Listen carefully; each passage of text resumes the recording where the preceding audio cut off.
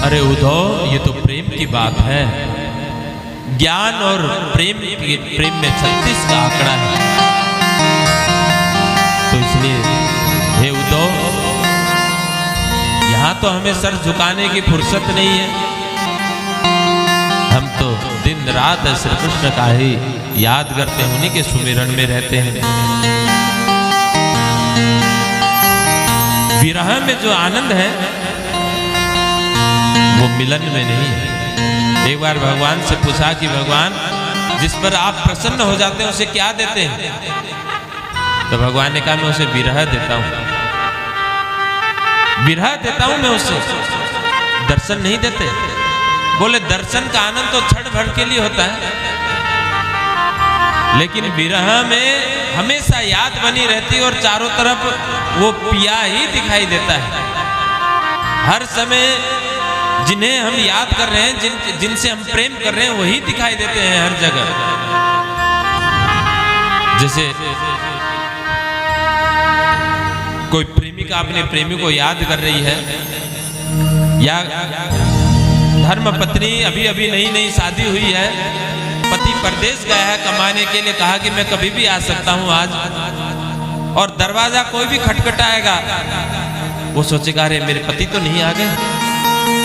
हर समय उसकी आतुरता बढ़ती रहेगी।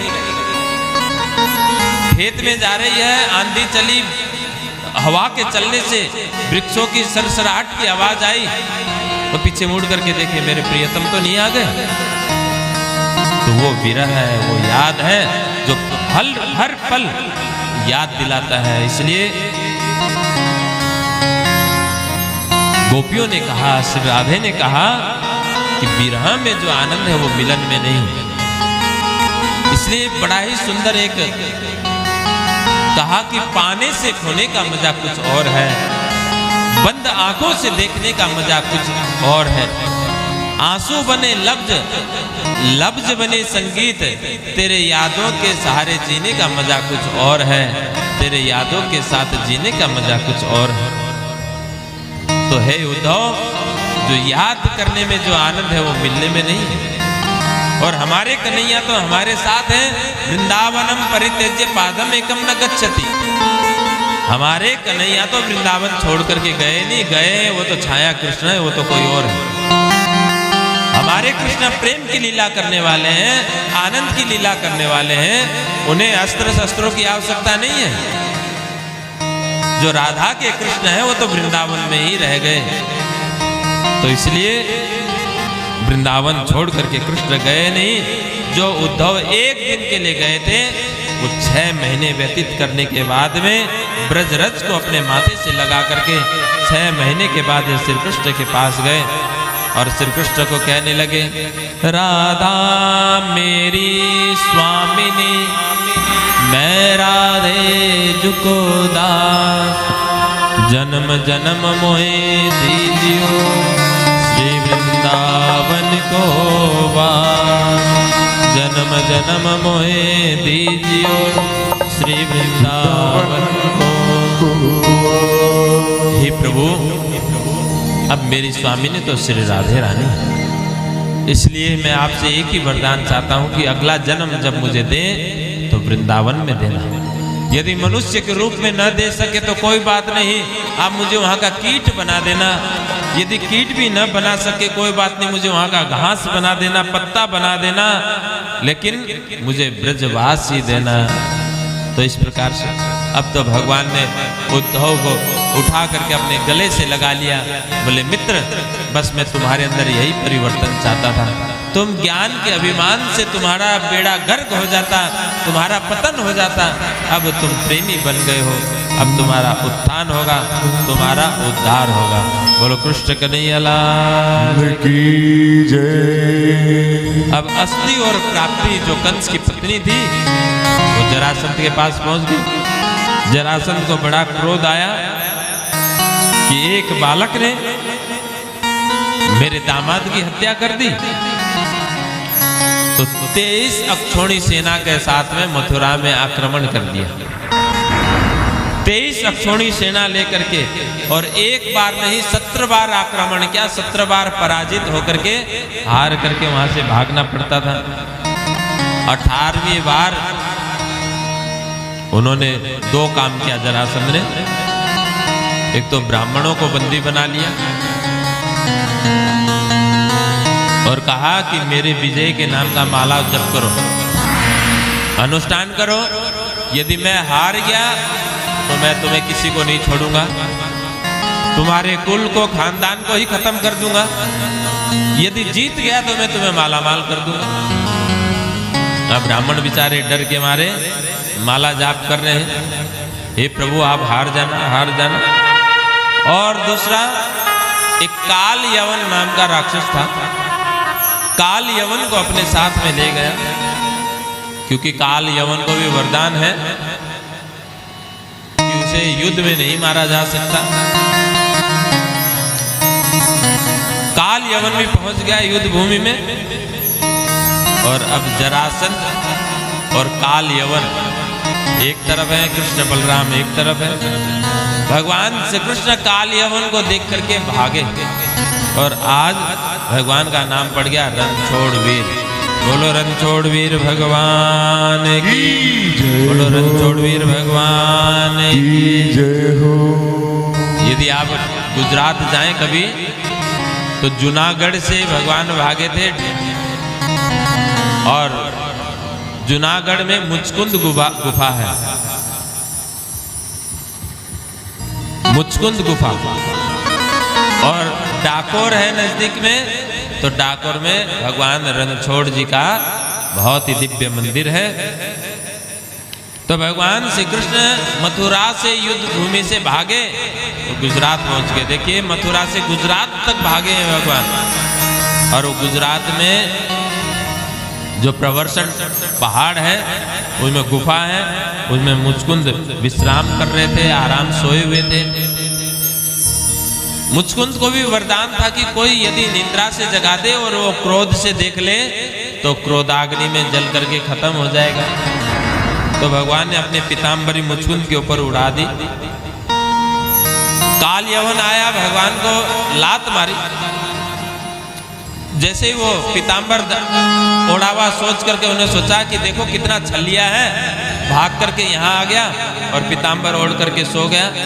तो मुचकुंद को लात मारता है काल यवन, 2-3 बार मारा तो उसको क्रोध आया, एकदम क्रोध में उठा, और जैसे ही दृष्टि काल यवन पर पड़ी तो काल यवन जल करके नष्ट हो जाता है। बोलो कृष्ण कन्हैया लाल की जय हो। काल यवन जल करके राख हो गया। भगवान ने मुचकुंद को दर्शन दिया और वरदान मांगने को कहा कि तुमने मेरा कार्य सरल किया है। तो मुचकुंद ने कहा कि प्रभु ये जन्म तो मेरा सोने में ही व्यतीत हो गया, क्यों देवासुर संग्राम में राक्षस देवताओं की मदद की थी मुचकुंद राजा ने। तो देवताओं ने वरदान दिया था क्या चाहिए तुम्हें, तो मुचकुंद ने कहा मैं बहुत थक गया हूं, मैं सोना चाहता हूं। तो इतना सोया कि उसके युग ही परिवर्तित हो गया, और अब इस जगह तो उसके परिवार के कोई भी नहीं थे। तो बोला महाराज मेरा ये जन्म तो सोने में ही चला गया है, तो अगले जन्म में मुझे आपकी खूब अनन्य भाव की भक्ति दीजिए। तो संत गुरुजन कहते हैं कि अगले जन्म में यही मुचकुंद नरसिंह मेहता बन करके आया, जिसने भगवान श्री कृष्ण की अनन्य भाव की भक्ति की। बोलो कृष्ण कन्हैया लाल की, सदगुरु महाराज की। जो नरसिंह मेहता की आप कथा सुन रहे थे, गाड़ियाले मने बिठाले एक बर गाड़ी थाम भगत में हार लिया, कल परसों आप सुन रहे थे ना। तो वो इतना कंजूस था नरसिंह, इतना कंजूस, भगवान ब्राह्मण के रूप में पहुंच गए थे। अरे 1 टका ही दे दे दक्षिणा, तू नहाया है, नहान करने के बाद में, तीर्थ स्नान करने के बाद में दक्षिणा देने की परंपरा है। यदि आपके साथ कोई तीर्थ गुरु है तो उनको दीजिए, नहीं कोई ब्राह्मण वहाँ पे संतजन है तो उनको दीजिए। दक्षिणा देने की परंपरा है और तू खाली लौट रहा है। अरे ज्यादा नहीं 1 टका ही दे दे। नहीं दिया। भगवान घर तक पहुंच गया, बोला कल दूंगा। बाहर उसके आंगन में सो गए। अगले दिन फिर सेवक को कहा, रे तुम्हारे सेठ को कहो हमारी दक्षिणा दे दे। थोड़ा संक्षिप्त में बता रहा हूं। वो बोले, ओ नरसिंह ने कहा नौकर को कि जाओ कह दे कि वो तो पूरा हो गया। बोला अच्छा, इतना बड़ा सेठ पूरा हो गया और किसी को नहीं पता चला। पूरे गांव में शोर मचा दिया तो सारे लोग इकट्ठे हो गए और अर्थी बना करके ले जाने लगे। अब भगवान ने भी उठाया, बोला रे मुझे भी अवसर दो उठाने का। और जब चिता के ऊपर सुला दिया, कान में जाके भगवान ने कहा कि अरे इतना कंजूस क्यों बन रहा है, अब तो दे दे। लेकिन इतना कंजूस था, उस समय भी नहीं दिया। जब अग्नि जलाई तो वो उठ करके भागा। उठ करके भागा तो उससे पहले ही नरसिंह बन करके भगवान पहुंच गए घर पे। और वहां सेवकों को कह दिया, मेरे भय रुपया बहुत घूम रहे हैं, तो कोई मेरा रूप का आ जाए तो उसको भगा देना। जब नरसिंह आया तो सेवकों ने भगाया। बोला अरे हमारे मालिक तो पहले ही अंदर है। वो बेचारा जंगल में जा करके रोने लगा। भगवान वहीं पहुंच गए। बोले बोल अभी भी देगा कि नहीं देगा? अब तेरी सारी संपत्ति मेरे पास है, या तो मेरा 1% दे दे, नहीं तो तेरी सारी संपत्ति हड़प लूंगा। तो इस प्रकार से अब वो समझ गया और उसने फिर अपनी सारी संपत्ति, फिर 56 करोड़ उस समय कितना था, तो वो सारी की सारी संपत्ति उसने लुटा दी थी। और फिर भात भरने के लिए भगवान हाथी के रूप में आते हैं, अवतार लेते हैं। और फिर उस समय का ये प्रसंग है, गाड़ी वाले मने बिठाले एक बार गाड़ी थाम, भगत में हार लिया। 16 साधु बैठ लिए गाड़ी में, फेर रहे माला। तो ये बहुत सुंदर भाव। तो ये नरसिंह जी और भगवान श्री कृष्ण ने इनको वरदान दिया था। अगले जन्म में बहुत भक्ति का वरदान मांगा था, तो भगवान ने फिर भक्ति दी थी। तो इस प्रकार से अब जब भगवान पर्वत पर पहुंच गए तो जरासंध ने चारों तरफ से पर्वत को घेर लिया और अग्नि लगा दी।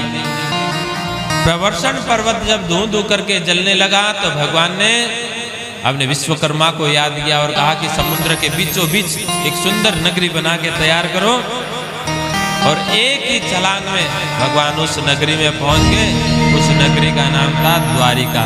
बोलो द्वारिका धाम की जय, द्वारिका धाम की जय हो। और भगवान उस द्वारिका के द्वारिकाधीश बन गए, राजा बन गए। और तभी से उनका नाम प्रसिद्ध हो गया, द्वारिकाधीश। बोलो द्वारिकाधीश की जय, द्वारिकाधीश की जय। तो द्वारिका के राजा बन गए। तो अब राजा बने तो आइए अब जो उनकी प्रथम रानी है उनकी कथा सुने।